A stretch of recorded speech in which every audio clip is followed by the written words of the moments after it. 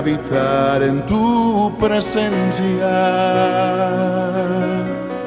menguar para que crezcas tú y cada día seré más como tú.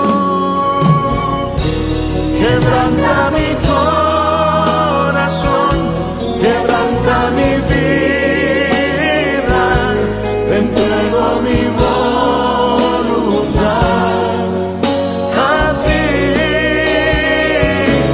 Todo lo que soy, Señor, todo cuanto tengo es tuyo. Yo quiero menguar para que crezcas tú.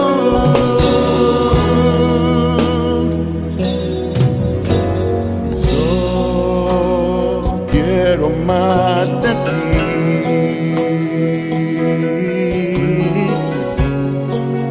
y habitar en tu presencia, menguar para que crezcas tú y cada día seré más como tú. Quebranta mi corazón, quebranta mi vida, te entrego mi voluntad a ti. Todo lo que soy, Señor, todo cuanto tengo es tuyo. Yo quiero menguar para que crezcas tú. Quebranta mi corazón, Quebranta mi vida, transfórmame entrego mi voz a ti, Señor, a ti. solo a ti. Todo lo que soy, Señor, Todo cuanto tengo es tuyo. Yo quiero menguar para que crezcas tú. Yo quiero menguar para que crezcas tú. Yo quiero menguar para que crezcas tú, Jesús.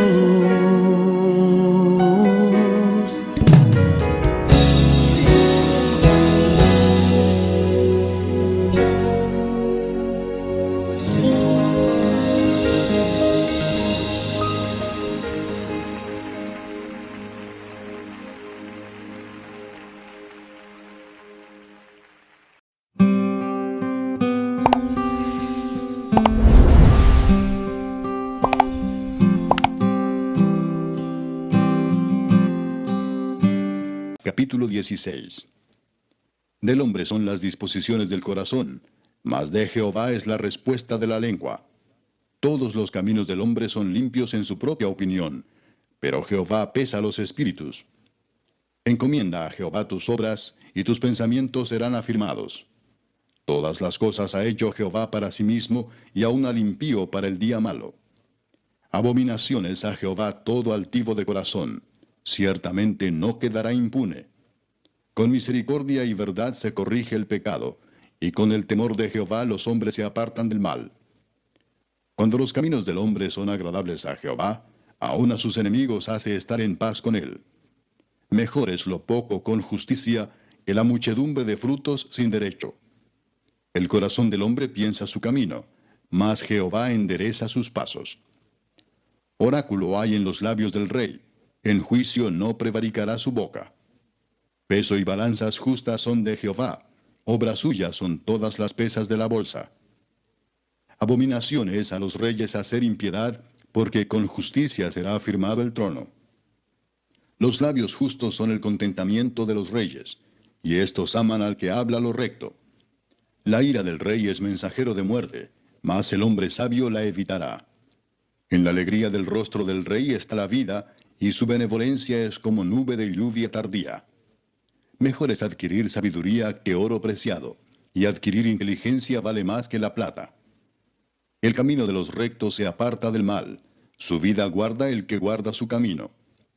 Antes del quebrantamiento es la soberbia, y antes de la caída la altivez de espíritu.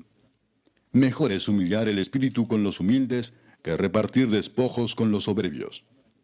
El entendido en la palabra hallará el bien, y el que confía en Jehová es bienaventurado.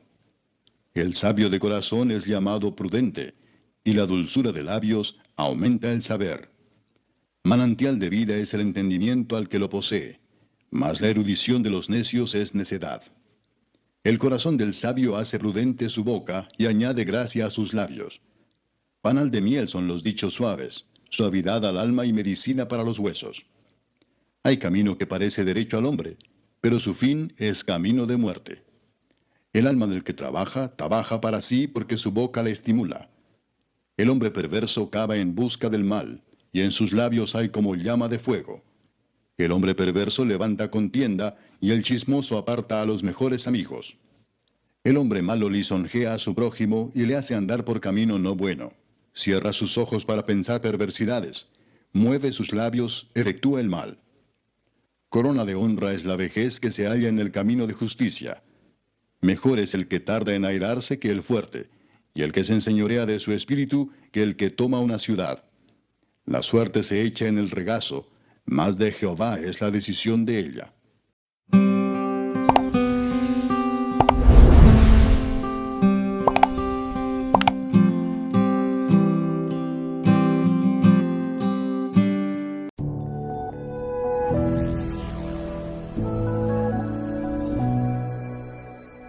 Abre tu Biblia en Proverbios capítulo 16. El día de hoy continuamos en nuestro viaje por los Proverbios y el día de hoy creo que hay un poco más de coherencia entre varios de los proverbios que aparecen aquí. Tiene algo que Dios decirnos acerca de cómo planear y confiar en el Señor. Planear y confiar en el Señor. Nos va a hablar de cómo dirigir, sobre todo dirigir buscando la dirección de Dios. Nos va a hablar incluso de trabajar. ¿Alguien?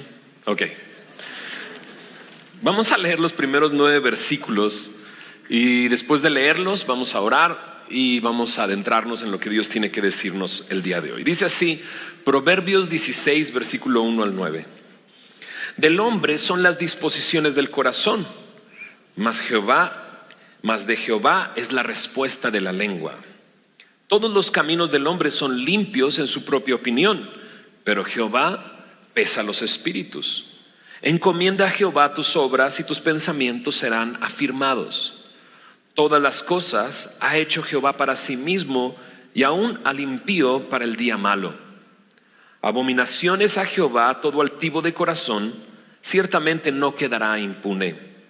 Con misericordia y verdad se corrige el pecado, y con el temor de Jehová los hombres se apartan del mal. Cuando los caminos del hombre son agradables a Jehová, aun a sus enemigos hace estar en paz con él. Mejor es lo poco con justicia que la muchedumbre de frutos sin derecho. El corazón del hombre piensa su camino, mas Jehová endereza sus pasos. ¿Oramos? Señor, gracias por ser tan bueno, Señor. Gracias por permitirnos abrir tu palabra en esta mañana y meditar en ella, Señor. Tú tienes algo que decirnos a cada uno de nosotros, Señor, porque tú nos conoces, porque tú sabes lo que necesitamos. Te rogamos, Señor, que tú te glorifiques, Señor, hablando a nuestras vidas, pero sobre todo, Señor, dándonos la capacidad de poner en práctica tu palabra en esta mañana, Señor. Ponemos este tiempo en tus manos. Guíanos, Señor, en el nombre de Jesús. Amén.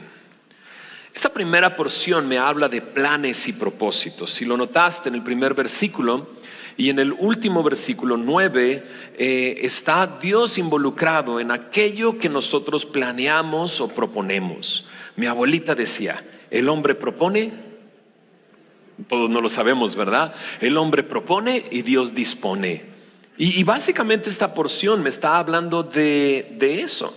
Y no porque Dios dispone, entonces nosotros no tenemos que planear. Debemos de ser hombres y mujeres que hacen sus planes, pero ponen sus planes en las manos de Dios.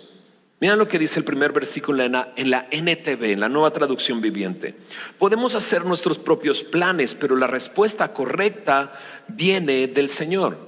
Sí, porque en la versión que leímos sonaba raro, mas de Jehová es la respuesta de la lengua. Pues sí, nosotros hacemos nuestros planes, pero al final de todo, Dios es el que hace la obra. Por más planes que hagamos, Dios es soberano. Y al final terminamos cumpliendo los planes de Dios. Y vamos a ver cómo eso se va formando a través de estos versículos y a través de lo que la palabra de Dios nos dice, ¿no? Me gusta pensar que Dios conoce mi vida, presente, pasado y futuro, y puedo estar seguro en Él, ¿no? Nuestra vida se va desarrollando paso a paso. He estado leyendo algunas novelas, leyendo algunos libros de novelas históricas y demás, y me encanta cómo un escritor empieza a describir la vida de una persona y no sabes hacia dónde va. Y leyendo algunos otros libros decía un escritor, es que la vida es así, no sabes a dónde va. Y es cierto, si te pones a pensar que hace 10 años pensar en dónde estás el día de hoy, dirías, ¿no lo había pensado así? ¿No? Sí, planeamos, sí, nos metemos a una carrera, estudiamos en la universidad, si tenemos la oportunidad de hacerlo, nos metemos a un trabajo, en el trabajo vamos avanzando, vamos creciendo, nos corren y tenemos que buscar otro trabajo y vamos desarrollando nuestra vida. No es que no planeemos, pero al final de cuentas, Dios está cumpliendo su propósito en nosotros. Dios está haciendo sus planes en nuestra vida. Dios te ha llevado hasta donde tú estás, te guste o no te guste, ¿no? Veo cómo Dios está guiando a Jesús después de que, siendo bautizado, el Espíritu Santo vino sobre él. Y vino sobre él y se mantuvo en él. Dice Juan el Bautista, a mí me dijeron que aquel en quien vea descender el Espíritu y que permanezca en él, ese es el Hijo, ese es el Mesías, ese es el Cristo, ¿no? ¿Y a dónde lo dirige el Espíritu Santo? Al desierto, a un tiempo de prueba. Entonces, aún incluso los tiempos de prueba están planificados de parte de Dios. Planificados de parte de Dios. Mira cómo va sucediendo esto. La gente dice, todos los caminos del hombre son limpios en su propia opinión, pero Jehová pesa los espíritus, ¿no? Aquí me está hablando de cómo cuando nos juzgamos a nosotros mismos, generalmente nos juzgamos mal. O somos dados a tirarnos al piso, ay, soy lo peor, ¿no? O somos dados a todo lo hacemos bien y nadie tiene que corregirme. Si te fijas, en la NTV dice, la gente puede considerarse pura según su propia opinión, pero el Señor examina sus intenciones. Nosotros podemos juzgarnos y muchas veces lo haremos de una manera equivocada, pero el Señor es el que examina las intenciones. Hemos hablado y muchas veces oramos desde aquí antes de comenzar la enseñanza diciendo, la palabra de Dios es viva, eficaz, penetra hasta lo profundo y discierne las intenciones del corazón. El Señor examina la intención de nuestro corazón. Él puede ver, no se guía por la apariencia como muchos de nosotros nos guiamos. Muchos de nosotros buscamos el quedar bien con los hombres en vez de quedar bien con Dios, y entonces nuestras intenciones son unas, pero aparentamos otra cosa. Y cuando nos juzgamos decimos, no, estoy bien, ¿no? Pero Dios conoce lo que hay en nuestro corazón. Qué triste es pensar que estoy cumpliendo la voluntad de Dios cuando en realidad no lo estoy haciendo. ¿Te gustaron las historias de la semana pasada? Ahí te van otras historias. Primera de Samuel capítulo 15. Aquí vemos a un hombre llamado Saúl, ya lo hemos conocido en otras ocasiones. Es este rey egoísta, necio, que persigue a David y que intenta eliminar a David. Y este hombre necio creía que estaba cumpliendo la voluntad de Dios. Y mira cómo lo dice. Primera de Samuel capítulo 15 en el versículo Primera de Samuel capítulo 15 en el versículo 13. En este relato Dios le pide que haga algo, que termine con el pueblo de los amalecitas, pero él no lo hace como Dios le pidió que lo hiciera. Pero ve cómo está él convencido. Primera de Samuel 15 versículo 13 dice: vino pues Samuel a Saúl y Saúl le dijo: bendito seas tú de Jehová. Yo, ¿qué dice? He cumplido la palabra de Jehová, ¿no? Y es que él tenía que deshacerse del pueblo de los amalecitas, no dejando nada vivo, pero dejó vivo a los animales que estaban justo ahí. Y mira lo que dice en el verso 14. Samuel entonces dijo: pues qué balido de ovejas y bramido de vacas es este que yo oigo con mis oídos, ¿no? Entonces en la mente de Saúl pensaba que había cumplido la voluntad de Dios, pero no lo había hecho. Y era evidente, tan evidente, que se escuchaban los balidos de las ovejas y el bramido de las vacas. Qué loco, ¿ah? Que de repente tú estés tan confiado en haber hecho lo que Dios, según tú, te pidió que hicieras, y cuando te consideras dices: estoy bien, pero los demás a tu alrededor pueden ver evidentemente que no lo has hecho. ¿Cómo puedo entonces saber cuáles son las intenciones del corazón? Yendo a su palabra, porque su palabra muestra mis intenciones. Él me muestra quién soy yo. Necesito constantemente ir a la palabra para entonces examinarme a mí mismo y darme cuenta en dónde estoy. No vaya a ser que me esté juzgando y considerándome puro cuando en realidad no lo soy. Mira lo que dice el verso 3. Encomienda a Jehová tus obras y tus pensamientos serán afirmados. Pon todo lo que hagas en manos del Señor. Entonces, hablando de planear, necesito hacer mis planes, ¿no? Pero encomendarlos al Señor. Un comentarista dice: nuestros planes no serán menos nuestros si los ponemos en sus manos. No, es el plan que tú hiciste, es el propósito que adquiriste, pero cuando lo encomendamos en el Señor, entonces lo dejamos en sus manos. Y ¿a poco no, cuando haces planes, empiezas a llenarte de ansiedad que no se vayan a cumplir? De angustia. Dices: voy a hacer esto, voy a invertir en esto para entonces obtener esto. Y lo comienzas a hacer y dices: híjole, ¿lo habré hecho bien? ¿No lo habré hecho bien? Y comienzas a angustiarte. Mira, Primera de Pedro 5:7. Primera de Pedro, capítulo 5, versículo 7. Dice de esta manera: echando toda vuestra ansiedad sobre Él, porque Él tiene cuidado de vosotros. Eso es interesante porque la palabra encomendar aquí significa eso: echar, hacer rodar hacia Dios las cosas. Cuando nosotros echamos nuestra angustia, nuestra ansiedad a Él, Él tiene cuidado de nosotros. Haz los planes que tienes que hacer y entrégaselos al Señor y deja que Él enderece tus pasos. Veremos un poco más adelante. Dice: tus pensamientos serán afirmados. Verso 4. Todas las cosas ha hecho Jehová para sí mismo, y aún al impío para el día malo. En la NTV dice: el Señor ha hecho todo para sus propios propósitos, incluso el perverso para el día de la calamidad. Muchos se han agarrado de este versículo para decir que Dios ha destinado a algunos para salvación y a otros para perdición. Pero no creo que eso es lo que diga este versículo. Lo que dice este versículo es que no hay cabos sueltos en sus planes. Todo es guiado por el Señor, aún las cosas que se salen de control. Dios está ahí y Dios no deja cabos sueltos. Él no es autor del mal, definitivamente, porque Él no es tentado por el mal, pero sin duda todo sucede de acuerdo a sus propósitos y a sus planes. Versículo 5. Abominaciones a Jehová todo altivo de corazón ciertamente no quedará impune. Y creo que sí tiene que ver con esto, porque de repente hacemos nuestros planes y creemos que eso es lo que va a suceder y nos juzgamos a nosotros mismos y nos vemos correctamente, y eso sin buscar al Señor no es otra cosa sino altivez de corazón, es orgullo.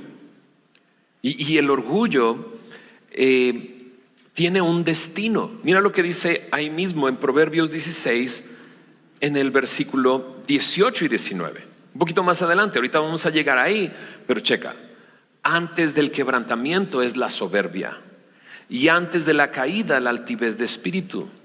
Mejor es humillar el espíritu con los humildes que repartir despojos con los soberbios.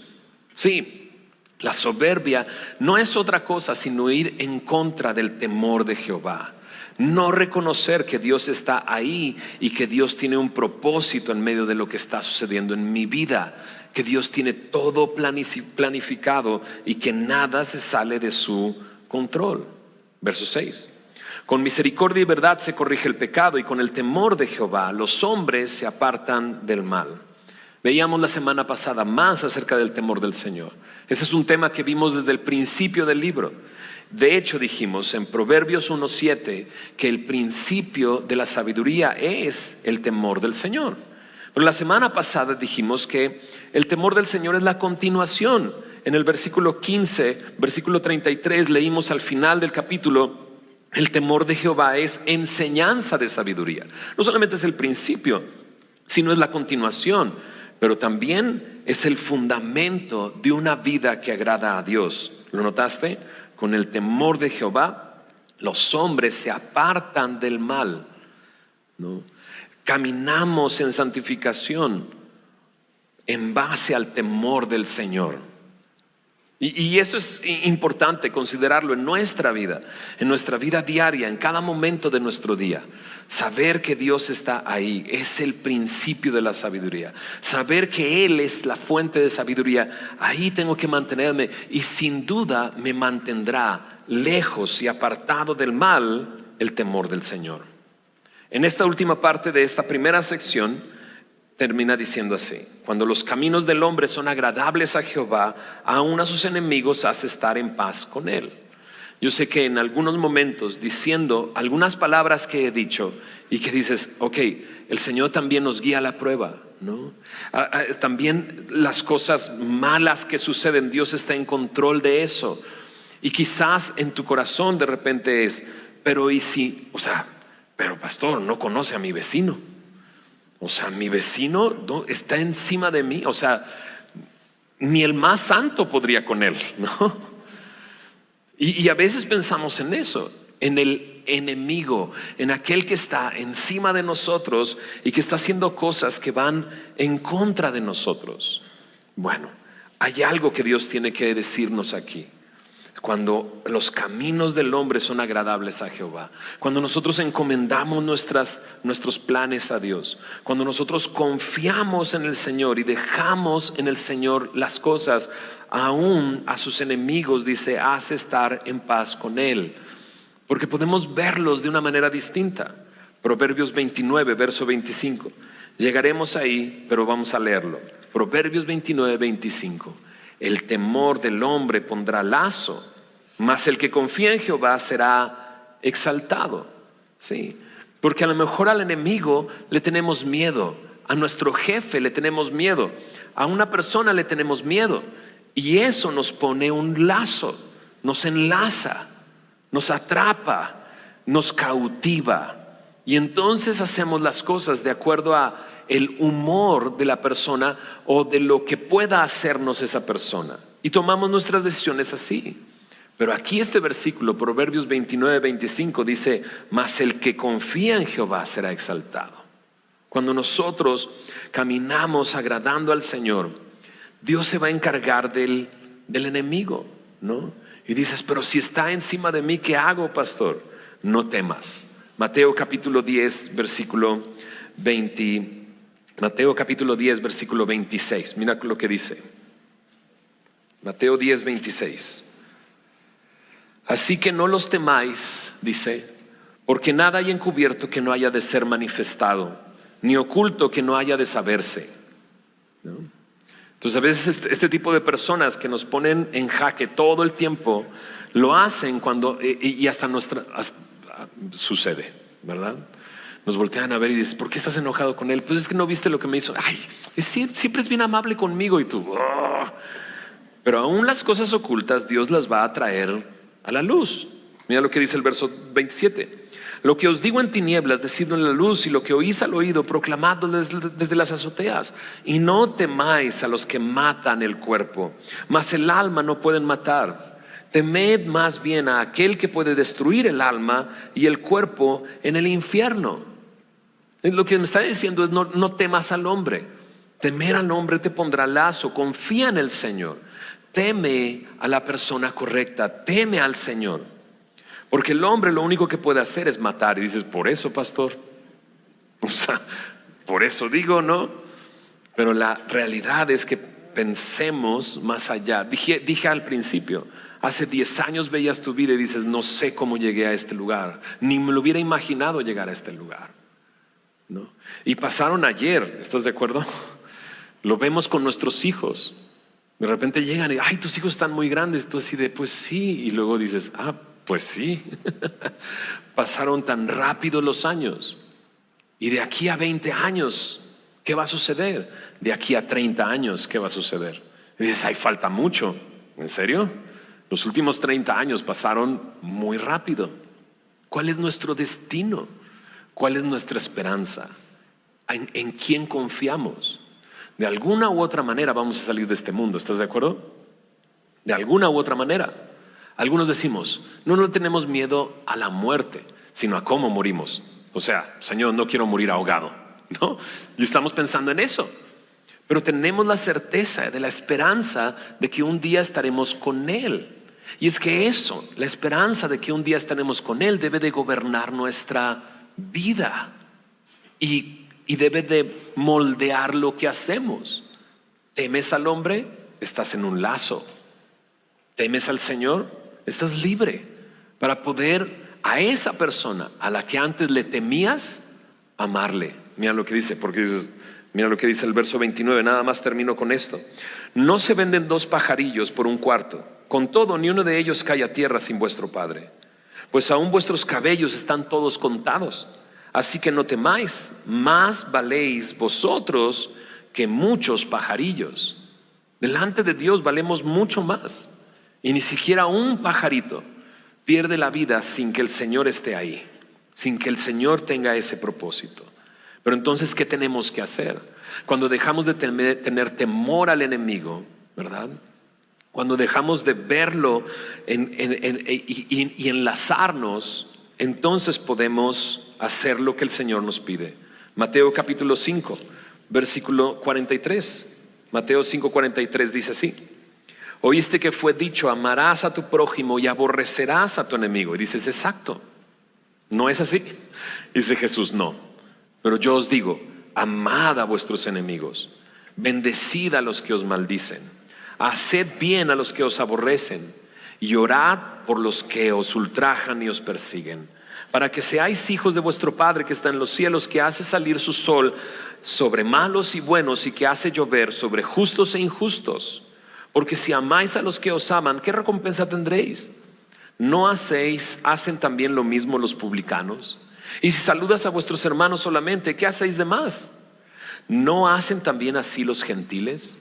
Entonces, ¿qué es lo que me pide el Señor que haga? Que los ame, que los bendiga, que ore por ellos, que incluso pueda hacer algún bien para ellos. En Romanos capítulo 12 me dice, no venzas el mal con el mal, vence el mal con el bien.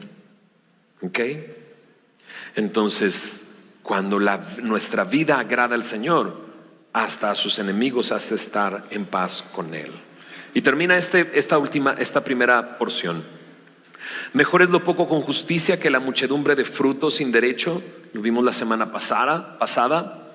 El corazón del hombre piensa su camino, mas Jehová endereza sus pasos. Okay.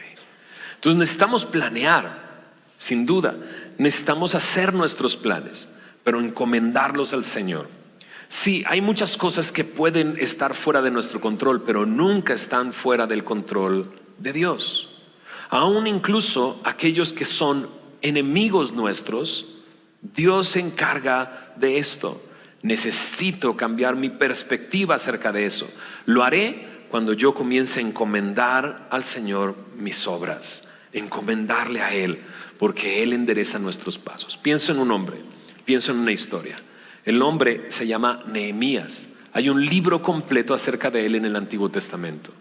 Nehemías era un hombre de Dios, pero no era un sacerdote, no era un escriba, no estaba involucrado en el templo. Era un hombre que trabajaba para un gobierno extranjero, trabajaba para el rey de Persia. Él era el copero del rey de Persia. Y hay un momento en el que le pregunta a su hermano: ¿cómo están en Jerusalén todos? Y dicen: están en oprobio. Los muros están caídos, las puertas están quemadas, y a él le duele esto y comienza a orar y a ayunar y buscar al Señor. Y comienza a orar, y en su oración te das cuenta que es un hombre que está pegado a la palabra de Dios, porque cita la palabra en su oración y encomienda al Señor sus pasos. Pero mientras tanto, durante 4 meses él estuvo orando, él estuvo planificando. Él le pedía a Dios: cuando esté delante de ese varón, dame gracia. ¿De qué varón estaba hablando? Del rey. Y un día el rey lo vio y lo vio triste. Y le dice: ¿qué pasó? Y él le contesta: la ciudad que es sepulcro, el lugar donde están los sepulcros de mis padres, está en oprobio, está destruido, los muros están quemados, las puertas están quemadas, ¿no? Y entonces le dice: ¿qué pides? Y me encanta que Nehemías empieza a pedir. Le dice: necesito madera, y necesito que me des una carta para Asaf, y necesito que me flanqueen el paso hasta llegar allá. Y yo solamente pienso en Nehemías, como él durante 4 meses hacía su trabajo, encomendaba al Señor sus planes, pero planificó. Y fue y preguntó: ¿quién es el que puede dar madera? Pues Asaf. Bueno, entonces fue y lo visitó. Y supo cuánta madera necesitaba y cuántas personas necesitaba para el trabajo. Tenía planificado todo. ¿Y sabes qué es lo que hizo? Los ojos del Señor estaban sobre él y la mano de Dios lo guió. Entonces, sin duda, aun cuando no estés, a lo mejor como pastor o como maestro en algún discipulado, claro que puedes encomendar tu vida en el Señor, planificar y dejar que Él haga su obra. Y es maravilloso cuando ves los planes de Dios cumplirse en tu vida. Muy bien, vayamos a la segunda parte de este capítulo 16 de Proverbios. Dice así los versículos 10 al 15: oráculo hay en los labios del rey, en juicio no prevaricará su boca. Peso y balanza justa son de Jehová, obras suyas son todas las pesas de la bolsa. Abominaciones a los reyes hacer impiedad, porque con justicia será afirmado el trono. Los labios justos son el contentamiento de los reyes, y estos aman a los que hablan lo recto. La ira del rey es mensajero de muerte, mas el hombre sabio la evitará. En la alegría del rostro del rey está la vida, y su benevolencia es como nube de lluvia tardía. Creo que nos dimos cuenta. Yo le puse un simbolito de una corona arriba o alrededor de la palabra rey o reyes. Aquí está hablando del rey. Lo dice en cada uno de los versículos, menos en el versículo 11.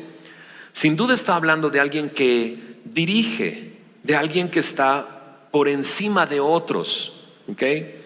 Y sin duda nos hace pensar en nuestros gobernantes, sin duda, en aquellos que están en eminencia, en aquellos que dirigen o tienen un cargo donde dirigen a muchas personas. Y lo leemos y dices, está mostrando el ideal de lo que puede suceder en un rey.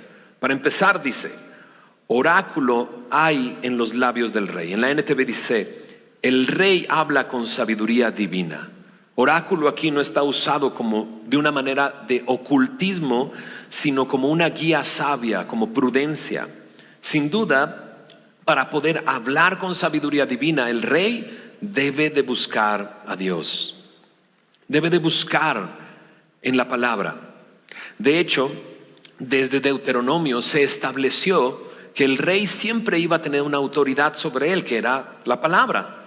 Y de hecho, el rey tenía que hacer una copia a mano de la Torá. Tenía que ponerle en la Torá un escriba a un lado y él tenía que escribirla a mano. De esa manera iba a estar pegado a la escritura y conociendo la escritura. Un rey, el rey ideal, debe de buscar la dirección de Dios. Aún más cuando vimos la porción anterior de Proverbios 16. ¿Estás de acuerdo conmigo? O sea, si vimos el Proverbios 16, el principio, estos primeros 9 versículos, y vemos que Dios se encarga de nuestra vida y Él es soberano y Él no deja cabos sueltos, sin duda es algo a lo que el rey quiere pegarse y depender de la sabiduría de Dios, de la palabra de Dios. En el ideal, el rey debe de buscar la dirección de Dios. Ahora dice ahí, nunca debe de juzgar injustamente. En el mundo ideal, ¿verdad? Un rey no debe de juzgar injustamente, debe de juzgar de la manera correcta. Jesús enseñó acerca de cómo juzgar y cómo no juzgar. En Juan 7:24 dice que no juzguemos de acuerdo a las apariencias, sino que juzguemos con juicio justo. Necesitamos ser justos cuando juzgamos. Pero también en Mateo capítulo 7 Jesús habla mucho acerca de no juzguéis para que no seáis juzgados. Entonces dices, ok, ¿juzgamos o no juzgamos? ¿Verdad? En Mateo 7 está hablando de condenar a una persona, no solamente juzgarla, sino declararla y condenarla. Dice, no lo hagas porque con la medida con que condenas, tú serás condenado. Y entonces por eso le dice Jesús a los que estaban ahí, lo mejor es que comiences quitando la viga de tu ojo, porque no la estás viendo. Estás viendo la paja en el ojo de tu hermano, pero no ves la viga que hay en ti. Hay una gran diferencia entre una paja y una viga. Y yo sé que Jesús estaba exagerando, porque nadie tiene una viga en el ojo. Pero con una viga en el ojo, ¿te imaginas a cuántos golpeas? ¿A cuántos estás golpeando por todos lados? Claro, lo que está hablando Jesús es, quítate la viga, te va a doler, te va a costar trabajo, pero entonces verás bien para ayudar a quitarle la paja del ojo de tu hermano, ¿no? El entender esto nos va a ayudar a juzgar justamente, a juzgar con juicio justo. Bueno, los reyes deben de juzgar de esa manera. Y también en el ideal, así lo dice en el verso 12 y 13. El rey detesta las fechorías, en la NTV, verso 12, porque su gobierno se basa en la justicia. El rey se complace en las palabras de labios justos, ama a quienes hablan con la verdad. Otra vez lo digo, en el mundo ideal. Es muy común que los gobernantes de las naciones, no solamente aquí, sino en todos lados, sean más guiados por las apariencias y por lo que van a obtener para sí mismos que por otra cosa. Y muchas veces podríamos quejarnos constantemente. ¿Su gobierno se basa en la justicia? No, lo que encontramos ahí es pura injusticia. Se le da el beneficio de la duda a una persona que no se le debe de dar el beneficio de la duda, y no se le da el beneficio de la duda a quien se le debe de dar. Se juzga injustamente.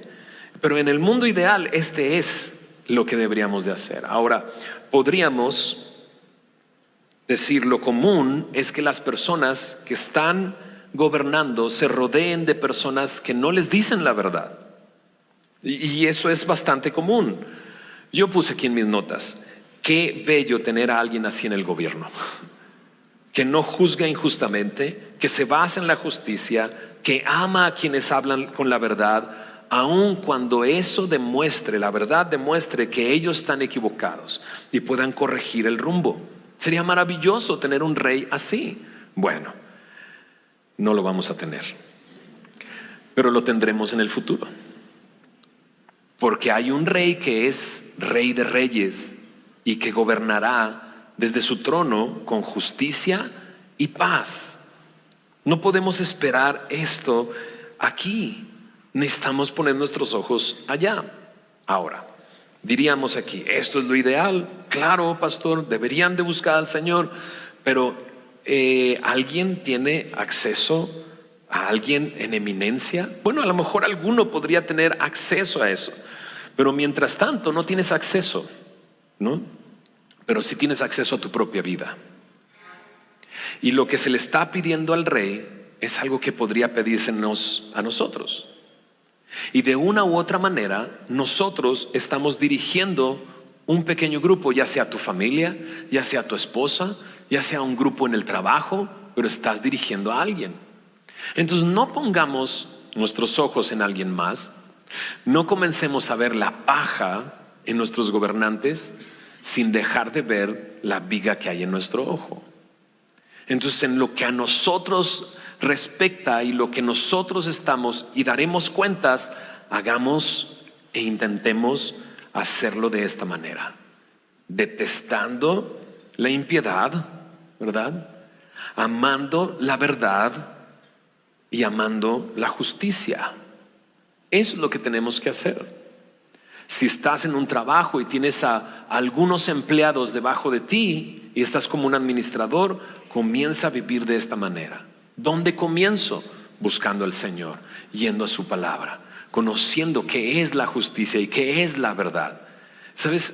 He encontrado que al estar estudiando la palabra constantemente, hay muchas veces que a lo mejor no entiendo lo que dice y a veces me frustro y entonces lo dejo a un lado, pero no, yo necesito seguir yendo a la palabra de Dios. Piénsalo así, como alimento. O sea, a lo mejor comes algo y dices, no entiendo ni cómo lo hicieron y no me gusta, y por eso vas a dejar de comer. ¿Alguien ha tomado una decisión así? No. Es más, muchos no podríamos hacer un recuento de todo lo que comimos esta semana. El lunes comí esto, el martes comí esto. No, pero lo comimos y nos alimentó. Y así necesitamos ir a la palabra de Dios para alimentarnos. Y eso nos va a dar justicia, juicio, amor, misericordia, y nos va a dar discernimiento. Como vimos ya en el pasaje anterior, nos va a ayudar a encontrar cuáles las intenciones de mi corazón y a poder juzgarme correctamente. Necesito hacer esto, ¿verdad? Ahora terminemos con la última parte de estos dos versículos 14 y 15. ¿Y quién no se identifica con esto? El enojo del rey es amenaza de muerte, el sabio tratará de aplacarlo. Cuando el rey sonríe, hay vida, su favor refresca como lluvia de primavera, ¿no? Entonces llegas al trabajo y dices, ¿y cómo está de humor el jefe? ¿No? Porque si de repente volteas a ver a su oficina y está levantando las manos y gritándole a alguien en el teléfono, dices, ya fue. Todo el día va a ser terrible. Pero si de repente volteas a su oficina y tiene una tacita de café, ¿no? Y le da un trago y te sonríe, hey, buenos días, dices, increíble, este día va a ser maravilloso. ¿Lo entiendes? Ahora, voltéalo. ¿Cómo estás? ¿Enojado o contento? Porque así te van a ver los que están a tu alrededor. Si estás enojado, es como una amenaza de muerte. Pero si estás sonriendo, hay vida y puede ser como lluvia de primavera, refrescando el ambiente donde tú estás, ¿no? Entonces hay algo que aprender ahí. Vayamos a lo que sigue. Versículos 16 al versículo 19. Lo leemos. Mejor es adquirir sabiduría que oro preciado, y adquirir inteligencia vale más que la plata. El camino de los rectos se aparta del mal, su vida guarda el que guarda su camino. Antes del quebrantamiento es la soberbia, y antes de la caída la altivez de espíritu. Mejor es humillar el espíritu con los humildes que repartir despojos con los soberbios. Lo que encuentro aquí es que es sabio dejar la soberbia y abrazar la humildad. Nos vuelve a repetir, mucho mejor es adquirir sabiduría que oro o que plata. Necesitamos ver la sabiduría como aquello que debo de buscar y que debo de abrazar y que debo de tener una relación con Él. Una vez más, insistimos, tenemos que ir a la palabra de Dios e invertir tiempo conociendo a Dios, porque el temor del Jehová es el principio de la sabiduría. El temor de Jehová continuará enseñándome sabiduría.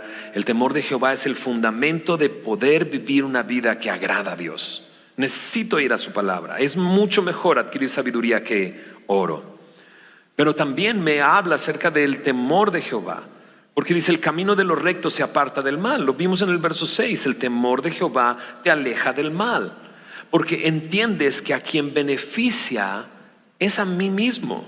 Dice ahí, el camino de los íntegros lleva lejos, el camino de los íntegros lleva lejos del mal. Quien los siga estará a salvo. Al primero que beneficia el apartarme del mal es a mí mismo. Y por último, dejemos el orgullo.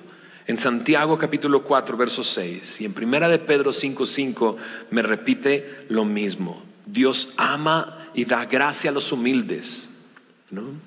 Pero humilla a los soberbios. La soberbia es algo que aborrece Dios. Es algo que te lleva a la caída y al quebrantamiento. Entonces es mejor vivir humildemente. Dios da gracia a los humildes. ¿Qué tengo que hacer? Seguir el ejemplo del Señor, que vivió una vida de humildad. Versículo 20 al 24, mira lo que dice ahí. El entendido en la palabra hallará el bien, y el que confía en Jehová es bienaventurado. El sabio de corazón es llamado prudente, y la dulzura de labios aumenta el saber. Manantial de vida es el entendimiento al que lo posee, mas la erudición de los necios es necedad. El corazón del sabio hace prudente su boca y añade gracia a sus labios. Panal de miel son los dichos suaves, suavidad al alma y medicina para los huesos. Dices, aquí está más tranquilo. Sí, está mucho más tranquilo. ¿Qué es lo que veo aquí? ¿Cómo puedo vivir confiando en el Señor, buscando la dirección del Señor y dejando la soberbia y viviendo en humildad? Aquí me dice cómo hacerlo. Los que están atentos a la instrucción prosperarán. Número 1, necesito estar atento a la palabra de Dios. Necesito hacerlo. La segunda parte del verso 20 me da el número 2. Número 1, atento a la palabra. Número 2, obediente a la palabra. El que confía en Jehová es bienaventurado. Yo creo que aquel que confía en el Señor hace lo que la palabra de Dios dice porque está confiando en Él, sabiendo todo lo que hemos aprendido hasta ahora en los primeros versículos de este capítulo.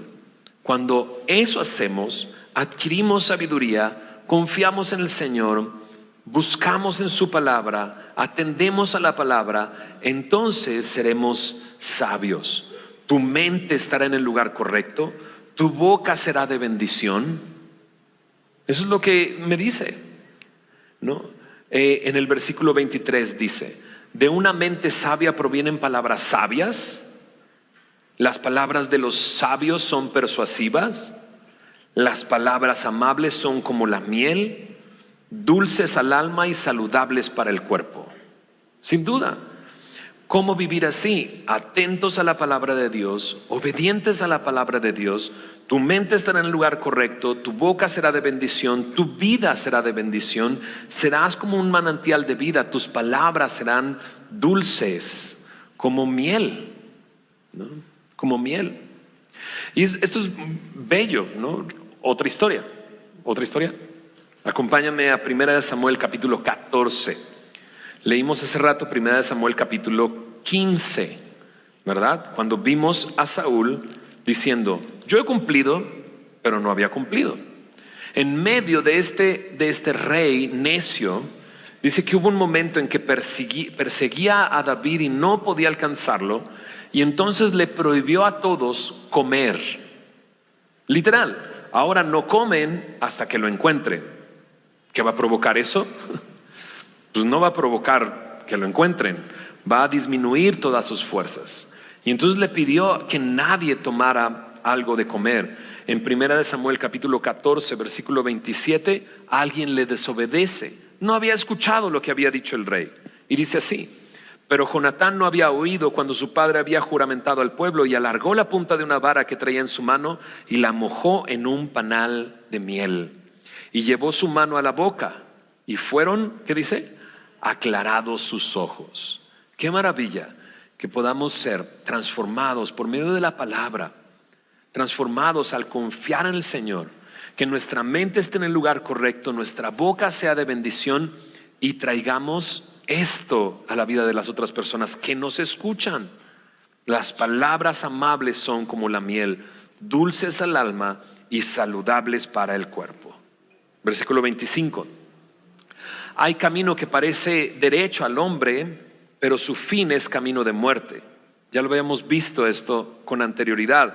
El capítulo 14, versículo 12 nos lo dijo de esta manera. Hay camino que al hombre le parece derecho, pero su fin es camino de muerte, ¿no? Y dice el verso 26, el alma que trabaja, del que trabaja para sí, porque su boca, dice, le estimula. Trabajar es algo que tenemos que hacer, trabajar. Sé que suena como, pues sí, pero no sé por qué, pero se nos da a los cristianos trabajar poco y trabajar mal. ¿Por qué? No lo sé. Pero nosotros deberíamos de ser las personas que trabajan y que trabajan mejor que cualquier otra persona. ¿Por qué? Porque nuestro trabajo lo hacemos como para el Señor, no para los hombres, sabiendo que del Señor recibiremos la recompensa. Mira dos porciones acerca del trabajo. Segunda de Tesalonicenses, capítulo 3, versículo 10 y al 12. Segundo libro de Tesalonicenses, capítulo 3, versículo 10 al 12. Porque también cuando estábamos con vosotros os ordenábamos esto. Entonces Pablo le escribe a los tesalonicenses y ya había un problema con esto, y desde cuando estábamos con ustedes les decíamos esto, y se los vamos a repetir. Si alguno no quiere trabajar, tampoco coma. No es más claro ni el agua, ¿verdad? El que no trabaja, no come. Si alguno no quiere trabajar, tampoco coma. Verso 11. Porque oímos que algunos de entre vosotros andan desordenadamente, no trabajando en nada, sino entrometiéndose en lo ajeno. Cuando no trabajas, te vas a estar entrometiendo en lo ajeno, ¿no? Y es esto andar desordenadamente. Dice en el verso 12. A los tales mandamos y exhortamos por nuestro Señor Jesucristo que trabajando sosegadamente coman su propio pan, ¿no? Entonces el trabajo es algo que debe de caracterizar al cristiano, y el trabajo bien hecho, ¿no? Porque entendemos una cosa. Mira lo que dice Efesios capítulo 4. Efesios 4 verso 28. Tenemos una motivación aún más grande, ¿no? Dice Efesios 4:28, el que hurtaba no hurte más, sino trabaje, haciendo con sus manos lo que es bueno, para que tenga que compartir con el que padece necesidad. Tenemos una motivación más grande. Podemos ver la necesidad de otros y podemos suplir su necesidad. Trabajemos, y trabajemos bien. Trabajemos para servir a los demás. Trabajemos para aportar en nuestra comunidad. Vivamos de una manera en que le agrada al Señor, trabajando y trabajando bien. Verso 27, cuidado, dice aquí. El hombre perverso cava en busca del mal, y en sus labios hay como llama de fuego. El hombre perverso levanta contienda, y el chismoso aparta a los mejores amigos. El hombre malo lisonjea a su prójimo y le hace andar por camino no bueno. Cierra sus ojos para pensar perversidades, mueve sus labios, efectúa el mal. ¿Te das cuenta? Estos 4 versículos me hablan de el hombre perverso. En la NTV traduce el hombre perverso como el sinvergüenza. Lo traduce también como el alborotador, el chismoso, el violento, ¿no? Aquel que trama el mal. Dice al final del verso 30, con una sonrisita se planean las maldades. El hombre perverso cava, siembra conflictos, engaña a las personas con sus lisonjas y desvía a los demás. ¿Cuánto daño podemos hacer cuando somos perversos, alborotadores, conflictivos, sinvergüenzas y chismosos? Dices, bájale, pastor, ¿no? Pero eso es, ¿a poco no? Cuando somos sinvergüenzas, alborotadores, chismosos, violentos, causamos mal. Ahora, yo sé De repente dices, bueno, es que así aprendí y así soy. No, Dios puede darte una nueva vida. Dios puede transformar tu corazón. Dios puede mostrarte tu responsabilidad. Dios puede guardar tu boca. Dios puede que dejes a un lado de cavar y sembrar conflictos, de engañar. Él lo puede hacer. ¿Cómo? Dándote un nuevo corazón. La semana pasada vimos cómo el corazón y la boca están conectados. Lo que necesito para dejar el chisme y dejar las lisonjas y dejar los engaños no es controlar mi boca, sino es entregar mi corazón. Cuando yo entrego mi corazón al Señor Jesús, aquel que todas las cosas las tiene planeadas, aquel a quien podemos encomendar todas las cosas, aquel en quien podemos confiar y descansar, de donde poder prevenir sabiduría y discernimiento. Cuando lo hago, Él puede darme un nuevo corazón. Pero lo primero que tengo que hacer es arrepentirme de mis pecados. La palabra de Dios dice que el pecado me lleva a la muerte, mas el regalo de Dios es vida eterna en Cristo Jesús. Todos somos pecadores, pero Él puede tomar tu pecado, quitar tu pecado. ¿Cómo lo hace? Jesús vino a este mundo y cargó tus pecados en la cruz del Calvario y murió diciendo: consumado es. Él liquidó la deuda que tú tenías. Él compró tu alma. Él lo hizo con su propia sangre, entregando su propia vida, y lo hizo por amor a ti. Yo quisiera que te sorprendiera que así como estás, Dios te ama, pero no te quiere dejar así como estás. Dice en Tito capítulo 3 que llega el punto del hombre perverso que es aborrecible y aborrece a los que están a su alrededor. Es odiado y odia a todo mundo. ¿Te han dicho eso? Te odio y ya no te quiero ver, ¿no? Bueno, aquí está Jesús diciendo: te amo y no quiero que sigas así. Él quiere quitar tu culpa, tu vergüenza. Él quiere quitar tu pecado, la muerte con la que estás cargando. Él venció a la muerte en el sepulcro. Y de esa manera Él está vivo y Él es el único que puede quitar tu corazón y ponerte un corazón nuevo, que transforme tu vida, que te dé una nueva vida. Considéralo el día de hoy. No necesitas seguir siendo descrito en estas porciones y dices: eso es lo que soy yo. No, Él quiere transformar tu vida. Él quiere cambiar tu vida. Terminemos los últimos versículos, 31, 32 y 33. Corona de honra es la vejez que se halla en el camino de justicia. Dice en la NTV: las canas son una corona de gloria que se obtiene por llevar una vida justa. Maravilloso. Qué hermoso es poder llegar a la vejez caminando con el Señor, ¿no? Descansando en sus propósitos, en sus planes. Es una corona de gloria. Proverbios 20, 29 dice: la gloria de los jóvenes es su fuerza. Jóvenes, venga, hay fuerza. La hermosura de los ancianos es su vejez, ¿verdad? Es corona de gloria. Vale la pena vivir para el Señor desde tu juventud. Mejor es el que tarda en airarse que el fuerte, el que se enseñorea de su espíritu, que el que toma una ciudad. Mejor es ser paciente que poderoso. Más vale tener control propio que conquistar una ciudad. En la mansedumbre y la templanza, el control propio es fruto del Espíritu Santo.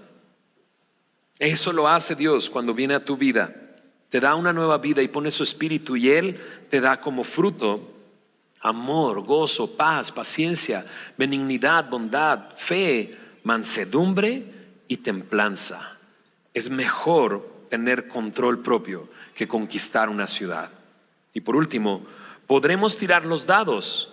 Bueno, la suerte se echa en el regazo, mas de Jehová es la decisión de ella, ¿no? Vemos esto por última vez hecho en Hechos capítulo 1, 26. Los discípulos literalmente echan suertes y la suerte cae en Matías. Pero esa es la última vez que aparece.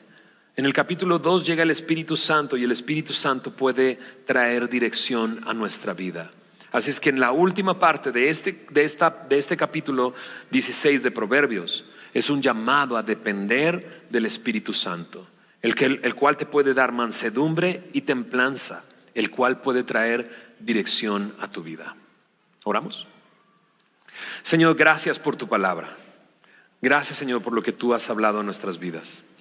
Gracias, Señor, porque podemos confiar en ti y depender de ti. Señor, ayúdanos a ser hombres y mujeres que trabajan y te glorifican de una manera correcta, haciendo su mejor esfuerzo y trabajo en todo momento. Señor, ayúdanos a ser hombres y mujeres que planean, que piensan lo que están haciendo, Señor, y lo llevan a planes, que buscan alternativas, Señor. Pero en todo lo que hagamos, Señor, ayúdanos a encomendarlo a ti, Señor, porque sin duda será eso lo mejor que podemos hacer, depender de ti y confiar todo en ti, Señor. Ayúdanos, Señor, a ser aquellos que sonríen, Señor. Sobre todo si tenemos un equipo de trabajo, si tenemos hijos, si tenemos personas que están bajo nuestro cuidado. Señor, ayúdanos a vivir de una manera en la que detestemos las fechorías, que amemos la justicia y amemos la verdad. Ayúdanos, Señor, a librarnos de la soberbia. Señor, permítenos seguir tu ejemplo de humildad. Señor, tú das gracia a los humildes.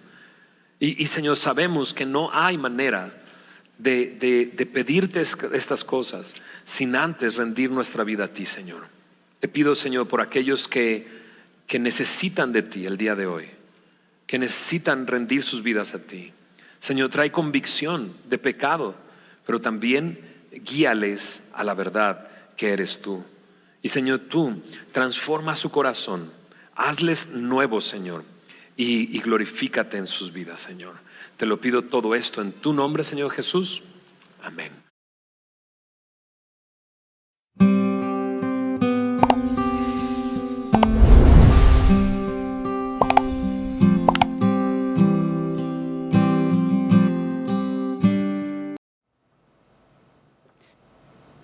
El libro de Jueces. Recuerda que después de que Josué guió a las tribus de Israel hacia el interior de la tierra prometida, él les llamó a ser fieles al pacto con su Dios, obedeciendo los mandamientos de la Torá. Y si hacen esto, ellos les demostrarán a todas las demás naciones cómo es Dios. Así que Jueces comienza con la muerte de Josué y básicamente cuenta la historia del completo fracaso de Israel.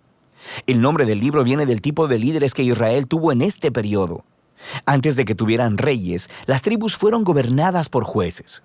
Ahora, no pienses en algo como una corte. Estos eran líderes regionales, político-militares, algo así como un jefe tribal. Y necesita ser advertido, el libro de Jueces es muy perturbador y violento. Cuenta la historia de la corrupción moral de Israel, de su mal liderazgo y básicamente de cómo vinieron a ser semejantes a los cananeos. Pero esta triste historia también debe generar esperanza para el futuro, y puedes ver esto en la manera en que el libro está diseñado. Hay una larga introducción que prepara el escenario para el fracaso de Israel, porque ellos no expulsan a los cananeos que quedaron. Luego tenemos la gran sección principal del libro, con historias acerca de la creciente corrupción de los jueces de Israel. Y la progresión de la narración muestra cómo los líderes de Israel pasan de bastante buenos, a malos y a peores. La sección final es bastante perturbadora y muestra la corrupción del pueblo de Israel en su totalidad. Así que profundicemos para explorar un poco más cada parte. La sección inicial comienza con las tribus de Israel en sus territorios en la tierra prometida. Y aunque Josué derrotó algunas de las ciudades cananeas claves, todavía había mucha tierra que conquistar y muchos cananeos viviendo en esas áreas. Así que el capítulo 1 incluye una larga lista de grupos cananeos y ciudades que Israel no expulsó de la tierra. Ahora, recuerda, el objetivo de expulsar a los cananeos era evitar que Israel adoptara la corrupción moral y la manera de adorar a sus dioses mediante el sacrificio de niños. Dios llamó a Israel a ser un pueblo santo, y esto no estaba sucediendo. El capítulo 2 describe cómo Israel simplemente se estableció junto a los cananeos y adoptó todas sus prácticas culturales y religiosas, y la historia se detiene justo aquí. Por casi un capítulo entero, el narrador nos da una vista general de todo lo que está a punto de suceder en el cuerpo del libro. Esta parte de la historia de Israel, dice el narrador, es una serie de ciclos en espiral descendente. Israel se vuelve como los cananeos, así que pecarían en contra de Dios. De manera que Dios les permitiría ser conquistados y oprimidos por los cananeos, y eventualmente los israelitas verían su error y se arrepentirían. Así que Dios levantaría a un libertador, un juez de entre Israel, que derrotaría al enemigo y traería una era de paz. Pero Israel eventualmente volvería a pecar y el ciclo volvería a empezar. Este ciclo provee el diseño literario y el flujo de la siguiente sección principal del libro. Se repite para cada uno de los 6 jueces principales cuyas historias se relatan aquí. Ahora, las historias de los primeros 3 jueces, Otoniel, Ahod y Débora, son aventuras épicas, pero también son historias extremadamente sangrientas. Los jueces mismos o las personas que ayudaban al juez derrotaban a sus enemigos y libraban al pueblo de Israel. Las historias de los siguientes 3 jueces son más largas y se enfocan en las fallas del carácter de los jueces, quienes se vuelven peor cada vez.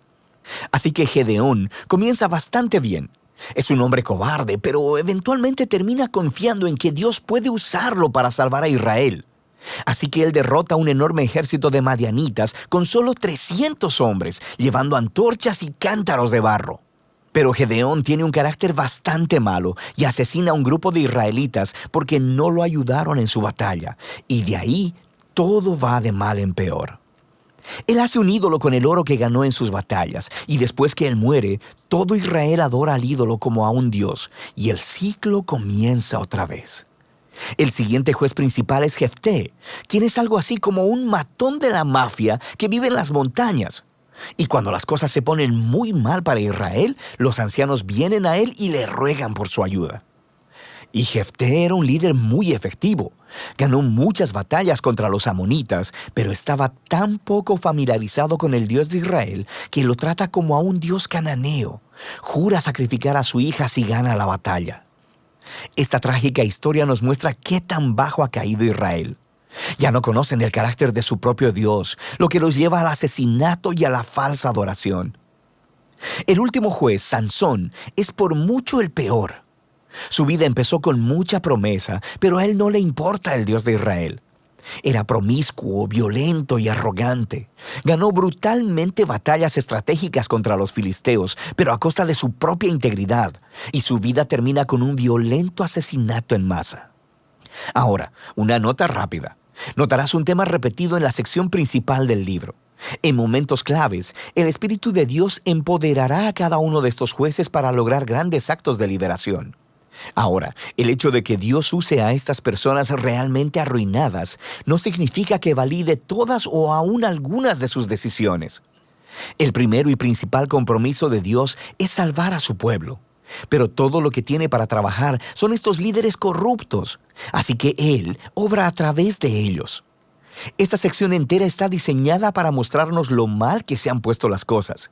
Ya no puedes diferenciar entre los israelitas y los cananeos, y estos solo son los líderes. La sección final muestra a Israel como un todo, tocando fondo. Hay 2 historias trágicas aquí, y no son para gente con corazón muy débil. Están estructuradas por una frase clave que se repite 4 veces al cierre del libro. En esos días no había rey en Israel, y cada uno hacía lo que bien le parecía. La primera historia es acerca de un israelita llamado Micaía, que construye un templo privado para un ídolo, y el lugar es saqueado por un ejército privado enviado de la tribu de Dan.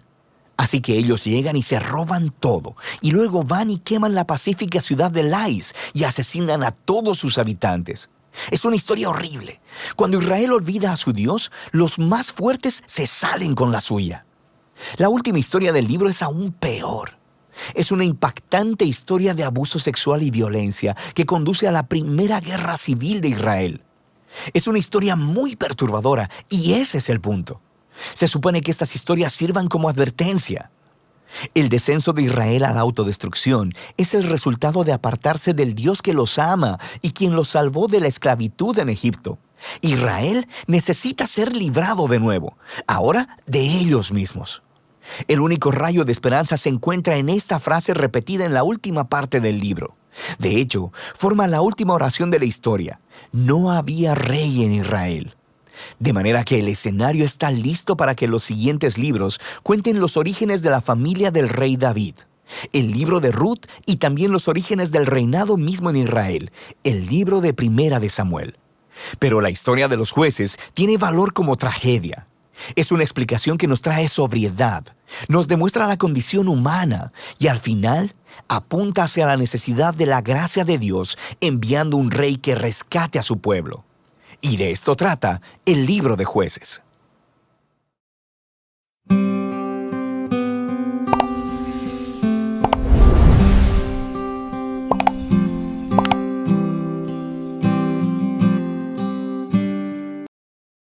El libro de Jueces, capítulo 17. Había un hombre llamado Micaía que vivía en la zona montañosa de Efraín. Un día le dijo a su madre: Te oí maldecir a la persona que te robó 1100 piezas de plata. Bueno, yo tengo el dinero. Fui yo quien lo tomó. El Señor te bendiga por haberlo admitido. Entonces él le devolvió el dinero y ella dijo: Ahora consagro estas monedas de plata al Señor. En honor a mi hijo, haré tallar una imagen y fundir un ídolo. Así que cuando Micaía le devolvió el dinero a su madre, ella tomó 200 monedas de plata y se las dio a un platero, quien las convirtió en una imagen y un ídolo, y los pusieron en la casa de Micaía. Micaía construyó un santuario para el ídolo e hizo un efod sagrado y algunos ídolos de familia, y nombró como su sacerdote personal a uno de sus hijos. En esos días, Israel no tenía rey. Cada uno hacía lo que le parecía correcto según su propio criterio. Cierto día llegó a la región un joven levita que vivía en Belén de Judá. Había salido de Belén en busca de otro lugar donde vivir, y viajando, llegó a la zona montañosa de Efraín. Mientras estaba de paso, se detuvo por casualidad en la casa de Micaía. ¿De dónde vienes? Soy un levita de Belén de Judá y busco un lugar para vivir. Quédate aquí conmigo y podrás ser un padre y sacerdote para mí.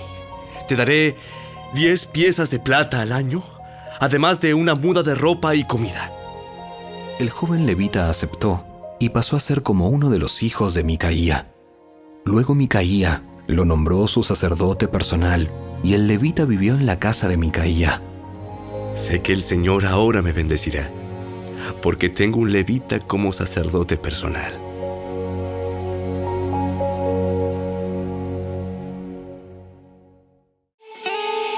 Si te gustó este video, dale me gusta, suscríbete a nuestro canal y asegúrate de activar la campanita de notificaciones para que siempre estés al día con nuestros nuevos recursos.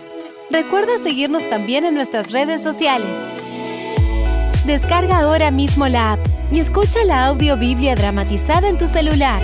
Busca lectura pública de la Biblia en la tienda de tu dispositivo o vea la descripción de este video donde también encontrarás los links de descarga. Para ver el siguiente video, toca el recuadro que aparece en tu pantalla. ¡Hasta pronto!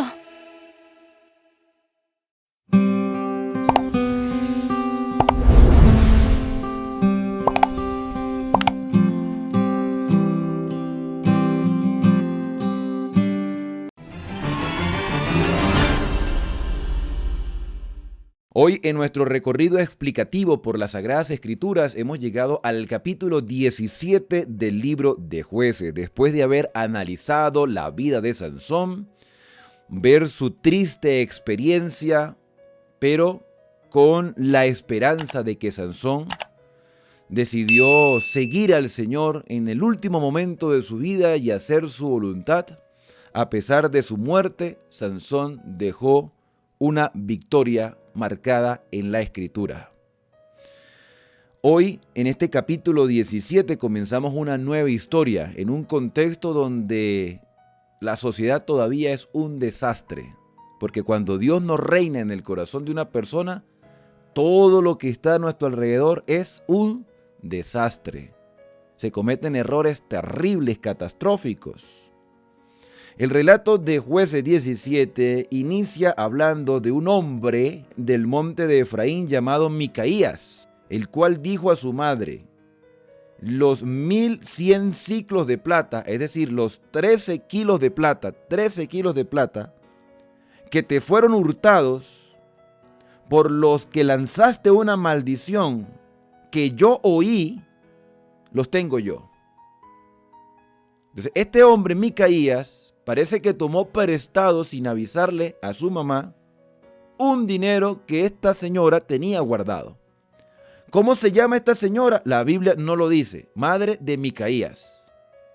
Solo que hay un detalle, y esto es un detalle personal mío. Hay una referencia a que ella tenía guardado 1100 ciclos de plata, o sea, 13 kilos de plata. Lo tenía guardado y este joven hombre, Micaías, tomó ese dinero y ella pronunció una maldición contra aquel que le robó el dinero. Pronunció públicamente y el hombre escuchó. Y dijo: no, mamá, mira, el dinero lo tengo yo. El dinero lo tengo yo. Entonces, ¿cuál es la referencia personal a la cual estaba yo reflexionando y quiero compartir con ustedes? Es el hecho de que en la vida de Dalila, la que engañó a Sansón, la que sedujo a Sansón, ella recibió de parte de los filisteos en el capítulo 16, en el versículo 5, la misma cantidad de dinero del mismo material. 1100 ciclos de plata, es decir, 13 kilos. ¿Sería entonces esta mujer Dalila? La Biblia no lo dice. ¿Sería Dalila la madre de Micaías? No lo sabemos, es una deducción personal. Lo cierto es que esta señora, cuando escuchó que su hijo tenía el dinero que se le había perdido, por lo cual pronunció una maldición, ella entonces dijo: bendito seas por el Señor, hijo mío. Así clama a Dios. Esta mujer clama a Dios y dice: bendito seas, hijo, por el Señor. Después que él le devolvió el dinero a su madre, los 1100 ciclos de plata, es decir, 13 kilos de plata, ella le dijo: mira, he dedicado este dinero al Señor. Oye, qué señora tan consagrada, ¿verdad? He dedicado este dinero al Señor para ti, hijo mío, para que hagas, y aquí ya, listo, ya. Se acabó la consagración de esta mujer. Comenzó la decepción. ¿Qué dice la Escritura? He dedicado este dinero al Señor para ti, hijo mío, para que hagas una imagen de talla, un ídolo. Violación directa ¿a qué? Al segundo mandamiento. Pero ¿qué se puede esperar de una sociedad totalmente corrompida? ¿Qué se puede esperar si cada quien hace lo que bien le parece? Y la mamá le dijo al hijo: mira, hazte una imagen de talla, un ídolo de fundición. Ahora pues te devuelvo el dinero. Toma el dinero. Versículo 4. Pero él le devolvió el dinero a su madre, solo tomó 200 ciclos de plata y lo dio a un fundidor que le hizo una imagen de talla y un ídolo de fundición que fueron puestos en casa de Micaías. O sea que estos eran idólatras, no eran siervos de Dios. Por eso mi deducción personal. Pero como no se menciona el nombre de esta mujer, puede ser cualquier mujer. Pero una mujer que dice creer en Dios, que dice tener temor de Dios, que dice tener respeto a Dios, pero incita a su hijo a hacer una imagen de fundición. Quizá por el contexto la idolatría ya era muy común en Israel, pero el hecho de que algo sea muy común no quiere decir que sea correcto. No quiere decir que sea correcto. El hecho de que muchas personas lo hagan no quiere decir que esté bien a los ojos del Señor. La idolatría es una violación directa al segundo mandamiento y el pueblo de Israel ha caído en una condición, en este contexto del libro de los Jueces, que ya no saben diferenciar entre lo correcto y lo incorrecto. Ya no lo saben.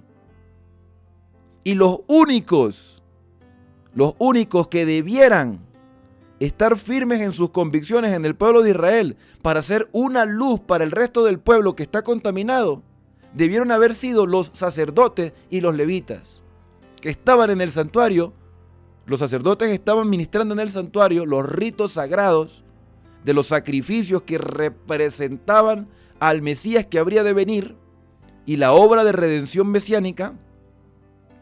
Y también estaban los levitas diseminados por todo el territorio de Israel, en una sociedad totalmente contaminada, y estos levitas por lo menos debieron haber sido los únicos que mantenían esa fidelidad para poder dar un testimonio directo de cómo adorar a Dios.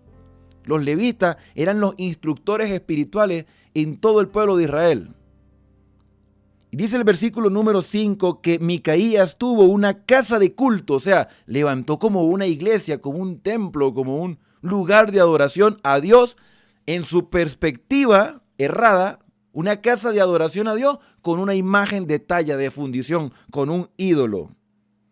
También dice que se hizo un efod, como lo hizo Gedeón. Fíjense la influencia de Gedeón. Los errores de otros hacen que la siguiente generación cometan errores iguales o peores. Dice que también había algunos otros ídolos y consagró a uno de sus hijos para que fuera sacerdote. ¿Quiénes eran los sacerdotes en Israel? Los levitas. Los levitas eran los sacerdotes, pero este hombre de Efraín, motivado por su madre, monta una casa de culto en su casa. Además de eso, pone a su hijo como sacerdote, versículo 6, y aquí viene entonces la expresión clave de por qué todo está pasando de esa manera. Versículo 6, en esos días no había rey en Israel. Cada uno hacía lo que le parecía bueno. Otras versiones dicen lo que bien le parecía. Decía un profesor de teología que esta expresión no había rey en Israel no es que fuera como una promoción al hecho de que por causa de que no había rey era que el pueblo estaba así, porque es que Dios debía ser el rey de Israel. Está mostrando la condición de un pueblo que está haciendo lo que bien le parece y da la impresión de que lo hacían porque no tenían un líder, una cabeza que los guiara. ¿Y los sacerdotes dónde estaban? ¿Qué pintaban los sacerdotes en Israel? Los jueces eran imperfectos, pero por lo menos los sacerdotes debían ser una luz. Quizás los sacerdotes se habían corrompido también igual que el resto del pueblo. Versículo número 7. Un joven levita de Belén, y nótese que aquí se menciona un levita, un joven levita de Belén de Judá, que había estado viviendo allí, por esos lugares, partió de Belén de Judá para ir a vivir donde hallar lugar. Un joven soltero quizá, que estaba buscando organizar su vida, que tenía una comprensión de la obra que debía hacer como levita y que estaba buscando dónde organizar su vida. Un hombre joven, por eso lo llama joven, un joven levita de Belén, que tenía muchas cosas que aprender. Entonces dice que en su camino llegó a la casa de Micaías en el monte de Efraín. ¿Cuál era el trabajo de este joven levita? Oye, por lo menos exhortar a Micaías. Oye, tiene una casa de culto aquí. Tiene un ídolo. Es como que si yo llegara a alguno de mis hermanos de la iglesia donde yo asisto, de la congregación a la que yo frecuento, que yo vea cosas inadecuadas y por amor y por respeto a mi hermano y por supuesto por respeto a Dios, yo pueda exhortarlo y decirle, hermano, mire, con sabiduría, con palabras adecuadas, yo creo que esto no está correcto. Ese era el trabajo de ese joven, orientar a Micaías. Pero como era un joven inexperto y necesitaba todavía cosas que aprender, Micaías le hace algunas interrogantes. Le dice, mira, ¿de dónde vienes? El levita respondió, soy de Belén de Judá y voy a vivir donde haya lugar. Estoy buscando dónde vivir. Entonces Micaías le hace una propuesta. Versículo 10. Micaías le dijo, me serás padre y sacerdote. ¿Qué quieres decir con eso?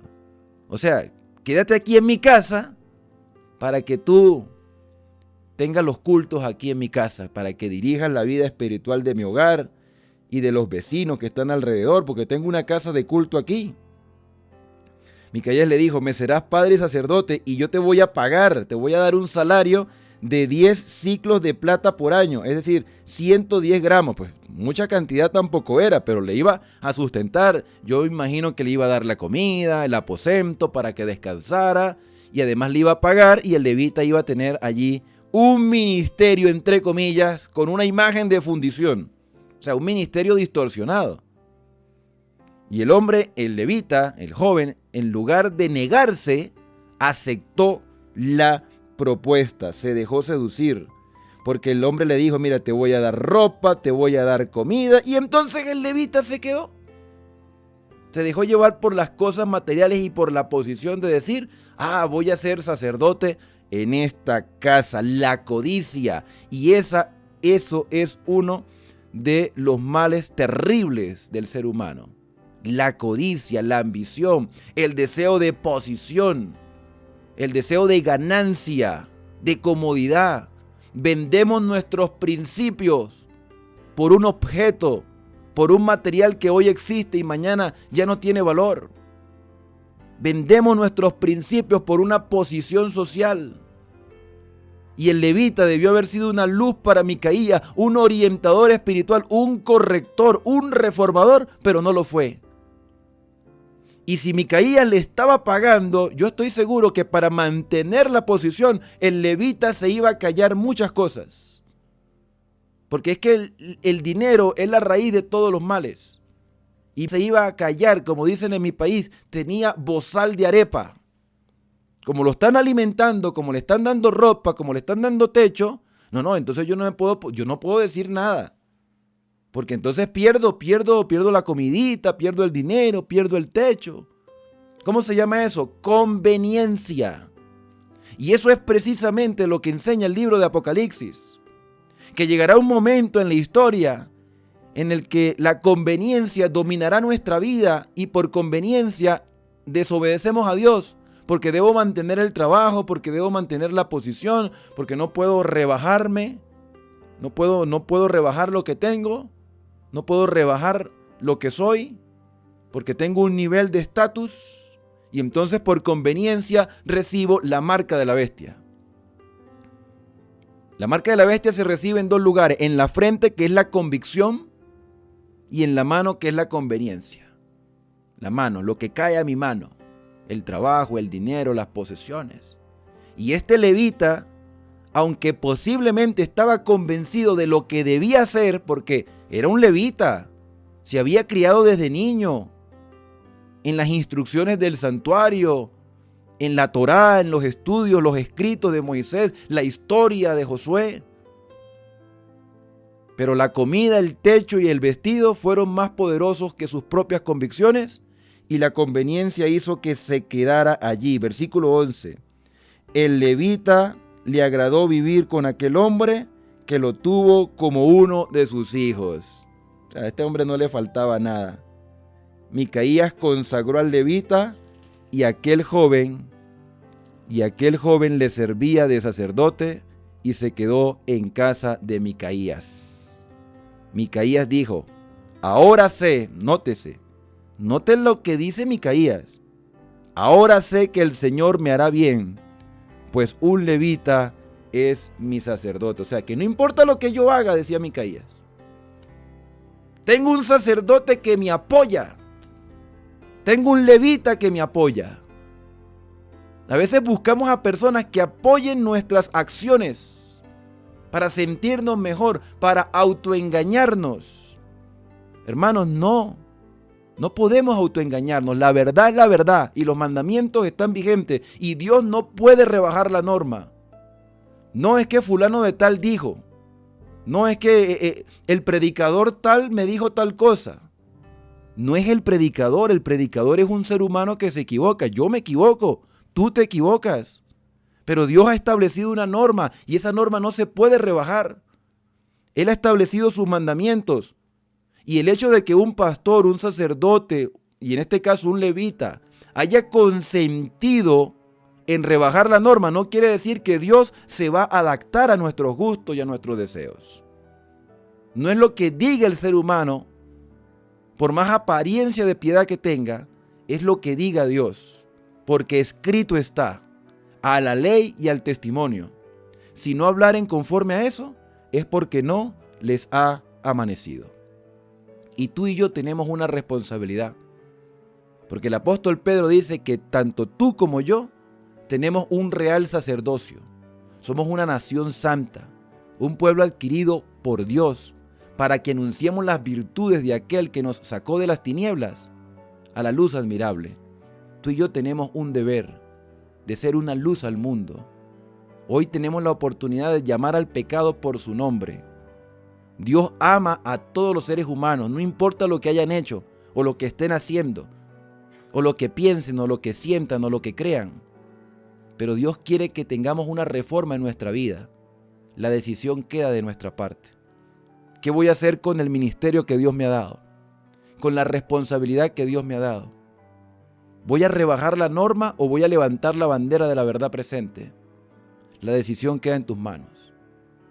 Muchos quizás quieren que Dios se adapte a sus gustos, pero la verdad es que somos nosotros quien debemos adaptarnos a Dios. Y mientras haya vida, hay esperanza. Tú puedes ser un sacerdote, una nación santa, un pueblo adquirido por Dios, para que anuncie las virtudes de aquel que nos sacó de las tinieblas a la luz admirable. No se puede rebajar la norma. Dios es fiel y justo en perdonar nuestros pecados, pero debemos confesarlos, porque Dios es el mismo ayer, hoy y por los siglos de los siglos, y en Él no hay mudanza ni sombra de variación. Él detesta la idolatría y la violación a sus mandamientos, cualquiera sean, porque eso Él los estableció para que fueran la norma de nuestra vida, el fundamento de nuestra fe, de nuestras convicciones, y no nos dejemos llevar por la conveniencia. Para ti todavía hay esperanza. Acompáñame en esta oración. Querido Padre, al estudiar la historia de Micaías y su entorno, nos damos cuenta que había una percepción errada de lo que era la verdadera adoración. Y el levita que llegó a su casa, que debió haber sido una luz, en realidad fue simplemente un hombre, un joven inexperto, que decidió satisfacerse con las posesiones materiales. Hoy vivimos un entorno donde cada quien también hace lo que bien le parece, y las normas que tú has establecido se han rebajado por culpa de la conveniencia y las posesiones. Pero hay un pueblo remanente que está dispuesto a hacer tu voluntad. Guía, Señor, nuestros pasos. Perdona nuestras faltas. Instrúyenos y permítenos vivir de acuerdo a lo que tú has establecido. Gracias, Padre, porque nos escuchas y nos amas, y porque todavía hay esperanza para nosotros. Podemos cambiar el rumbo de nuestra vida por la obra del Espíritu Santo. Son agradecimientos que te hacemos en el santo y bendito nombre de Cristo Jesús. Amén. Bien, y ahora al despedirnos, decimos a cada uno: Dios te bendiga y te guarde. Haga resplandecer Dios su rostro sobre ti y tenga de ti misericordia.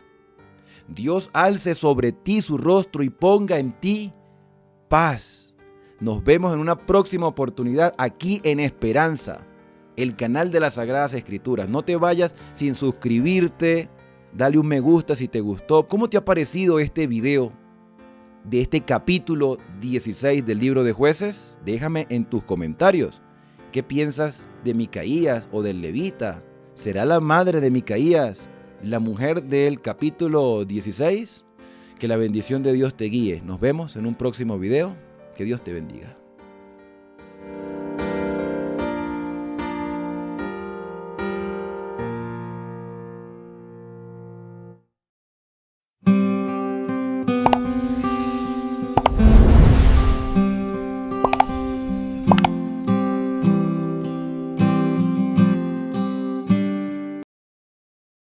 Capítulo 17. Hubo un hombre del monte de Efraín que se llamaba Micaía, el cual dijo a su madre: Los 1100 ciclos de plata que te fueron hurtados, acerca de los cuales maldijiste y de los cuales me hablaste, he aquí el dinero está en mi poder, yo lo tomé. Entonces la madre dijo: Bendito seas de Jehová, hijo mío. Y él devolvió los 1100 ciclos de plata a su madre, y su madre dijo: En verdad he dedicado el dinero a Jehová por mi hijo, para hacer una imagen de talla y una de fundición. Ahora pues yo te lo devuelvo. Mas él devolvió el dinero a su madre, y tomó su madre 200 siclos de plata y los dio al fundidor, quien hizo de ellos una imagen de talla y una de fundición, la cual fue puesta en la casa de Micaía. Y este hombre Micaía tuvo casa de dioses, e hizo efod y terafines, y consagró a uno de sus hijos para que fuera su sacerdote. En aquellos días no había rey en Israel, cada uno hacía lo que bien le parecía. Y había un joven de Belén de Judá, de la tribu de Judá, el cual era levita y forastero allí. Este hombre partió de la ciudad de Belén de Judá para ir a vivir donde pudiera encontrar lugar, y llegando en su camino al monte de Efraín, vino a casa de Micaía. Y Micaía le dijo, ¿de dónde vienes? Y el levita le respondió, soy de Belén de Judá, y voy a vivir donde pueda encontrar lugar. Entonces Micaía le dijo, quédate en mi casa y serás para mí padre y sacerdote, y yo te daré 10 siclos de plata por año, vestidos y comida. Y el levita se quedó. Agradó pues al levita morar con aquel hombre, y fue para él como uno de sus hijos. Y Micaía consagró al levita, y aquel joven le servía de sacerdote, y permaneció en casa de Micaía. Y Micaía dijo, ahora sé que Jehová me prosperará, porque tengo un levita por sacerdote.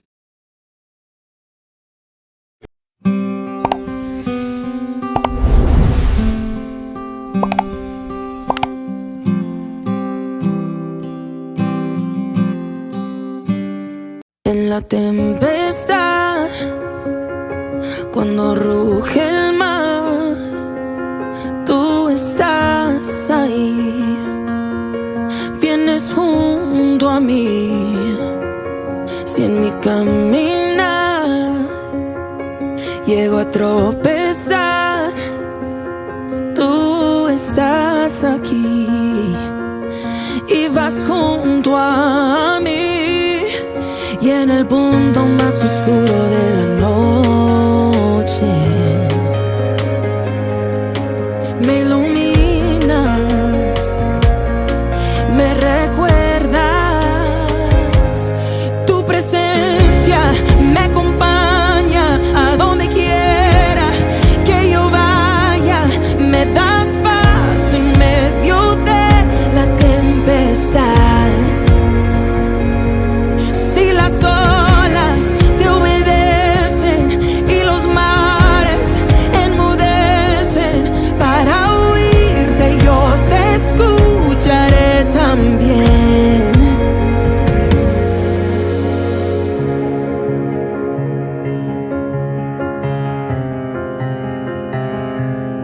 Si llego a dudar y no puedo más, tú estás aquí, vienes junto a mí. Si llego a olvidar, me recordarás, tú estás aquí y vas junto a mí. Y en el punto más oscuro de la noche me iluminas, me recuerdas, tu presencia me acompaña a donde quiera que yo vaya, me das paz en medio de la tempestad. Si las olas te obedecen y los mares enmudecen, para oírte yo te escucharé también. Me dices no temas, me dices sé fuerte, sé valiente, yo jamás te dejaré. Ya no hay más cadenas, eres suficiente, para siempre a tu lado estaré. Me dices no